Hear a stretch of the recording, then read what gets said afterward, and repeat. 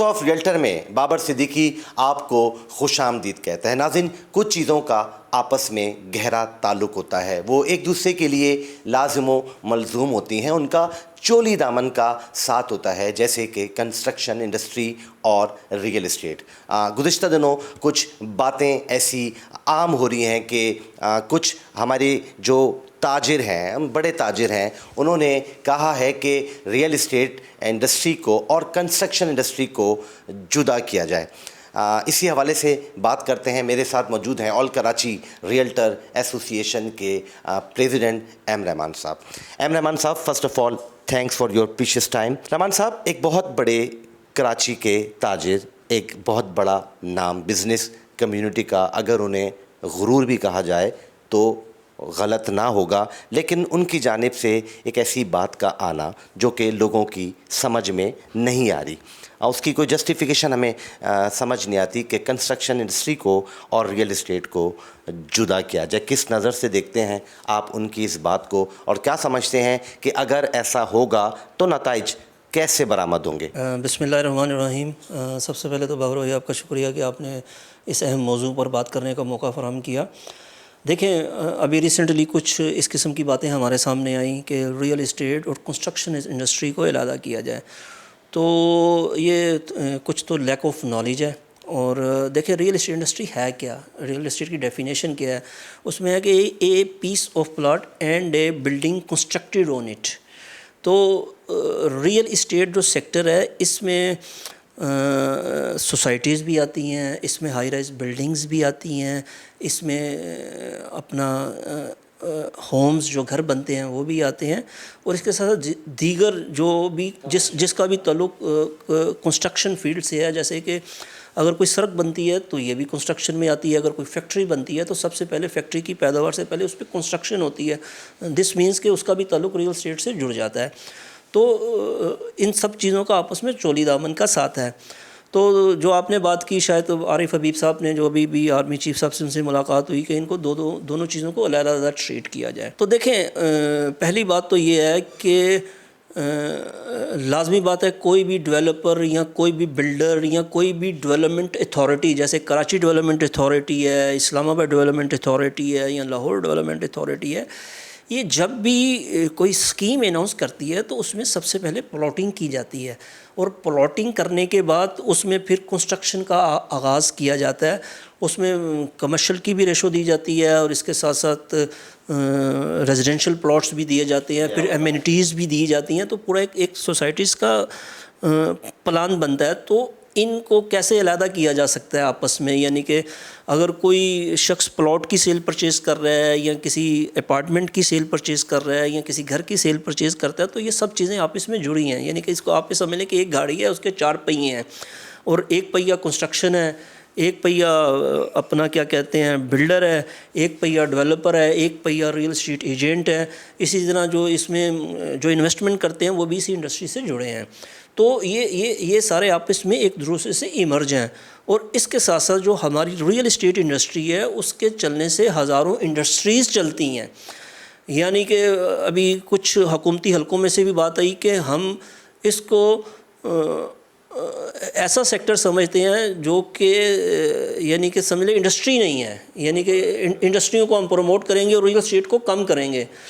تو دیکھیں، معذرت کے ساتھ میں یہ کہوں گا کہ جب کوئی انڈسٹری بنتی ہے تو اس انڈسٹری سے بننے سے پہلے ریئل اسٹیٹ کی کئی فیکٹریز چل چکی ہوتی ہیں جن کا تعلق میٹیریل سے ہے۔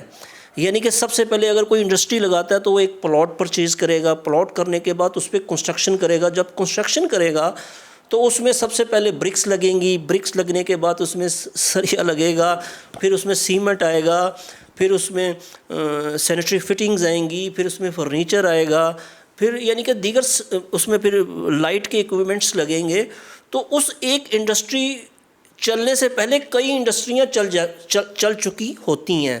تو یہ ہے ہمارا ریئل اسٹیٹ سیکٹر۔ اس کے بعد پھر آ جاتے ہیں ریئل اسٹیٹ ایجنٹس۔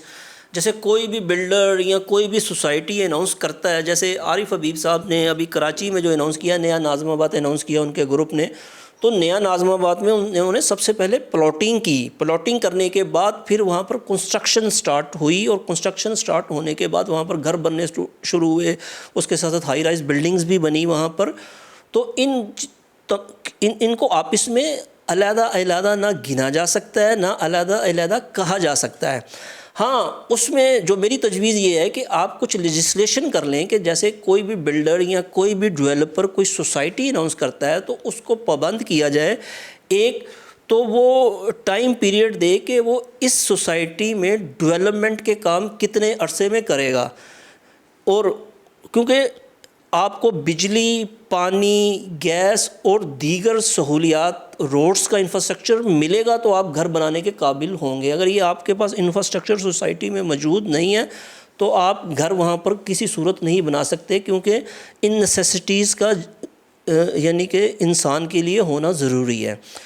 تو بلڈرز اور ڈیولپرز ان کو پابند کیا جائے کہ آپ کوئی بھی سوسائٹی اناؤنس کریں تو اس میں کم سے کم 50% یا 25% کنسٹرکٹڈ ایریا دیں, یعنی کہ بلڈر ہوڈ وہاں پر اس سوسائٹی میں ڈیولپمنٹ کرے, اس سوسائٹی میں انفراسٹرکچر بچھائے, اور اس میں ریزیڈنشل بھی گھر بنائے, اور اس کے ساتھ ہائی رائز کی صورت میں بھی وہ کوئی پروجیکٹس بنا سکتا ہے. تو اس سلسلے میں بجائے یہ کہنے کے کہ پلاٹ کو اور کنسٹرکشن کو علیحدہ کیا جائے, یہ کہا جائے کہ جی آپ نے اگر نیا ناظم آباد اسکیم اناؤنس کی تو آپ عارف حبیب صاحب پابند ہیں کہ اس میں 25% آپ کنسٹرکٹڈ ایریا دیں گے. اسی طرح کوئی بھی دیگر بلڈرز ہیں, سائمہ بلڈرز ہیں, فلک ناز بلڈرز ہیں, اور علیم خان صاحب نے کافی سوسائٹیز اناؤنس کی ہیں, اور دیگر بحریہ ٹاؤن والوں نے کافی اناؤنس کی ہیں. تو ان تمام کو لیجسلیشن کے ذریعے پابند کیا جائے کہ آپ اس میں کنسٹرکٹڈ ایریا دیں گے تاکہ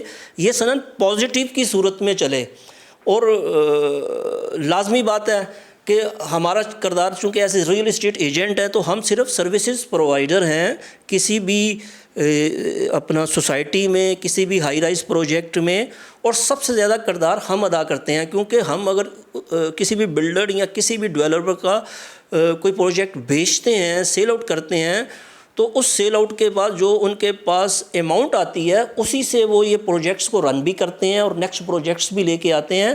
اور یہ دنیا کا سب سے اہم فیلڈ ہے. جو سیلز مین ہے نا, جو ریئل اسٹیٹ ایجنٹ جو سیلز پرچیز کرتا ہے, اور یہی ریئل اسٹیٹ ایجنٹ اوورسیز پاکستانیوں کو یہاں پاکستان میں انویسٹمنٹ کے لیے لے کر آتا ہے. کیونکہ دیکھیں ریئل اسٹیٹ میں پلاٹس بھی آتے ہیں, ریئل اسٹیٹ میں کنسٹرکشن بھی آتی ہے, اور جتنی یہ سوسائٹیز اناؤنس کی جاتی ہیں یہ بلڈرز اور ڈیولپرز ہی اناؤنس کرتا ہے, اور اس کو ریئل اسٹیٹ ایجنٹس کے ساتھ یا کسی اور کے ساتھ جوڑنا غلط بات ہے.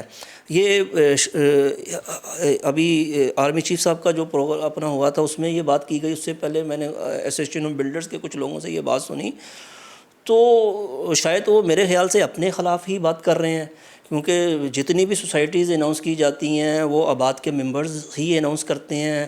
اور ناظم آباد عارف حبیب صاحب نے خوب اناؤنس کیا, اور سب سے پہلے انہوں نے وہاں پر لوگوں کو پلاٹس آفر کیے, پلاٹس آفر کرنے کے بعد پھر وہاں کنسٹرکشن ہوئی. تو ان چیزوں کو ریئل اسٹیٹ ایجنٹس کے ساتھ جوڑنا غلط بات ہے.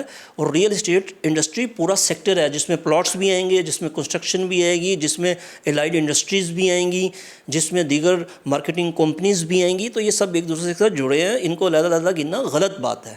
بس یہ میں ان کی تصحیح کرنا چاہتا ہوں. تھینک یو رحمان صاحب, آپ کے جو قیمتی وقت ہے اس کا شکریہ وائس آف ریئلٹر کے لیے.